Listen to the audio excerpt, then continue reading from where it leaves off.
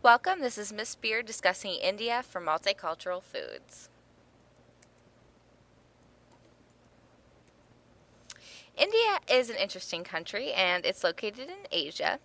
It is actually the seventh largest country in the world and it is on a peninsula of southern Asia. As you can see, it is surrounded by water for just about 3/4 of the coastland. And there are three specific geographical regions in India. One is the Himalayan mountains, which is a very famous mountain range. The second is plains, which are formed by three rivers, the Indus, the Ganges, and the Brahmaputra.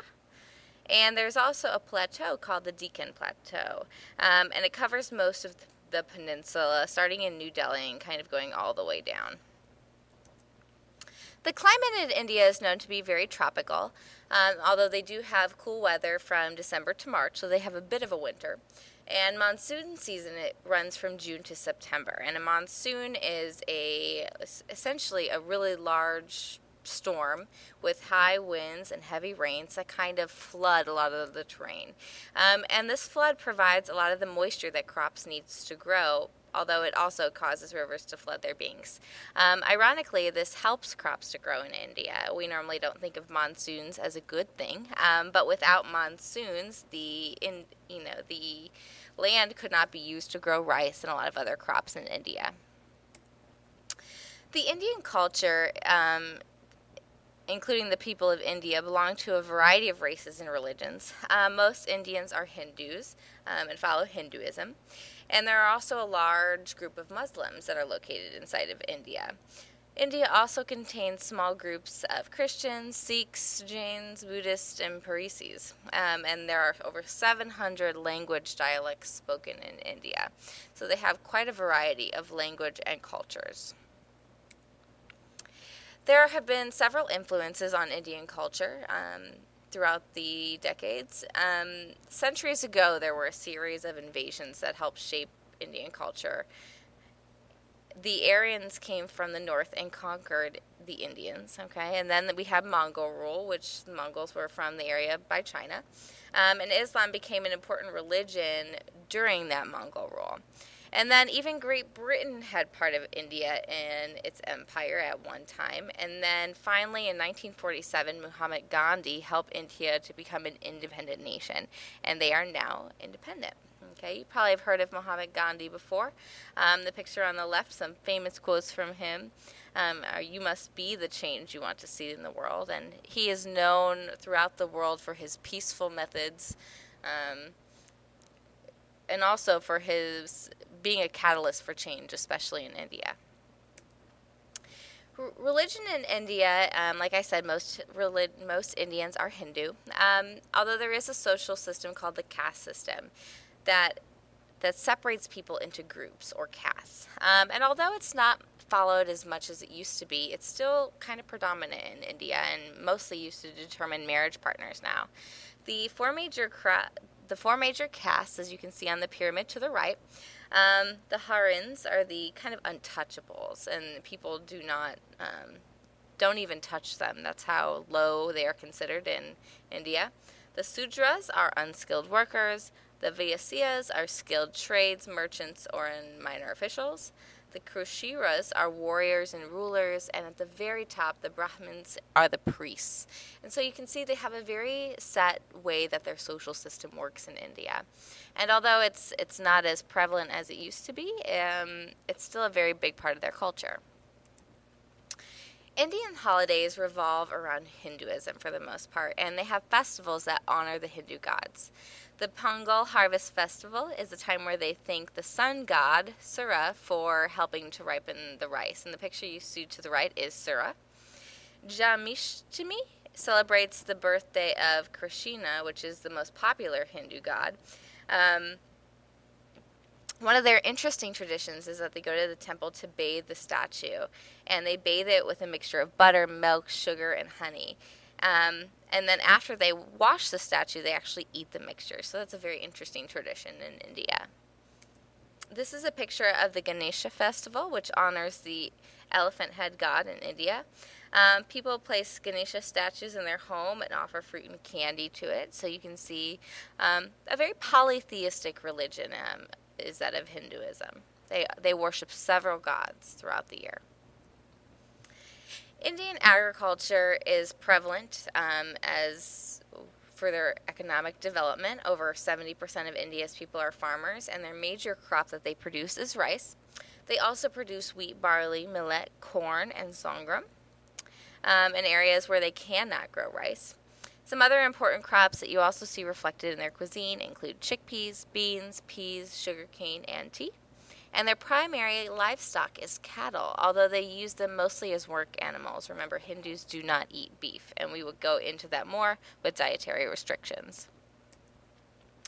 Indian cuisine rates very high on the nutritional scale, and many Hindus choose to be vegetarians, and those dishes are especially filled with vegetables, lentils, and grains, and so their diet is very rich in vitamins and minerals and definitely fulfills the My Plate requirements. People in India have very low risks of cardiovascular and other diseases because of their balanced approach towards nutrition.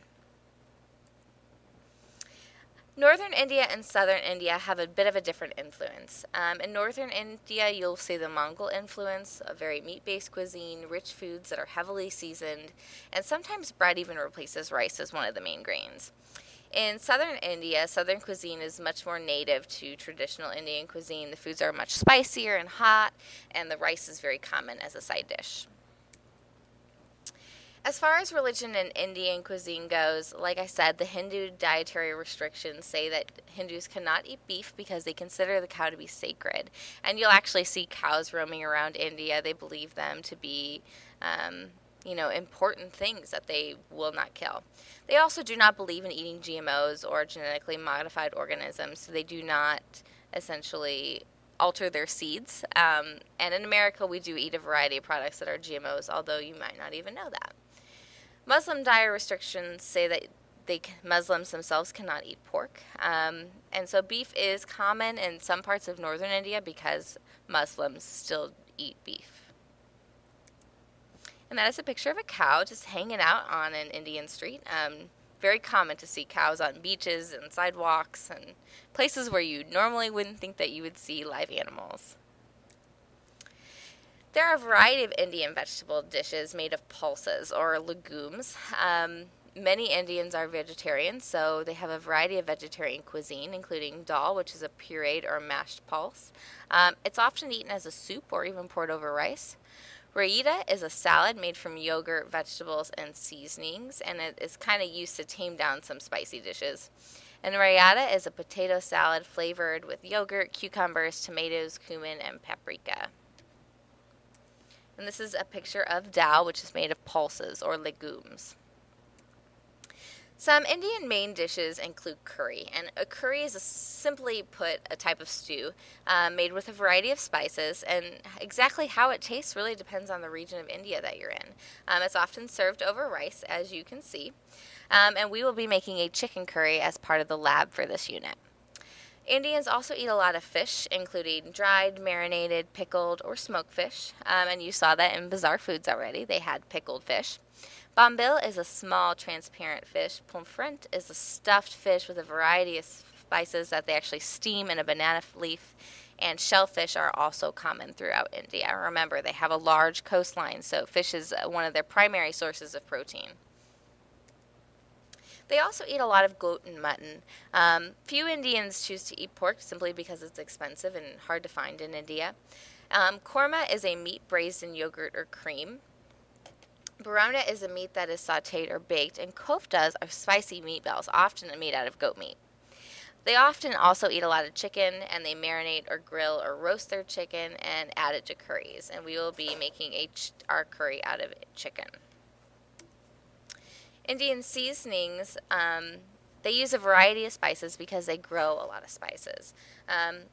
And some of the spices that they use, as you can see at the bottom, include saffron, fennel, cumin, coriander, turmeric, garlic, onions, hot chili peppers. And the actual mixture of spices that they use to make a curry are called a masala. And there are two types of masalas, wet masalas and dry masalas. Wet masalas are made out of spices plus some form of liquid, like vinegar, or coconut milk, or water. Dry masalas are simply a dry mixture of spices. And they use ghee, which is a clarified butter, which means that they just skim off the impurities off the top, as their preferred fat in India. Indian breads are often made from wheat. Wheat is their major crop, and they're typically unleavened, meaning they don't use yeast, and round. So they look a lot like a pita bread. And one of the most popular forms of bread is called naan.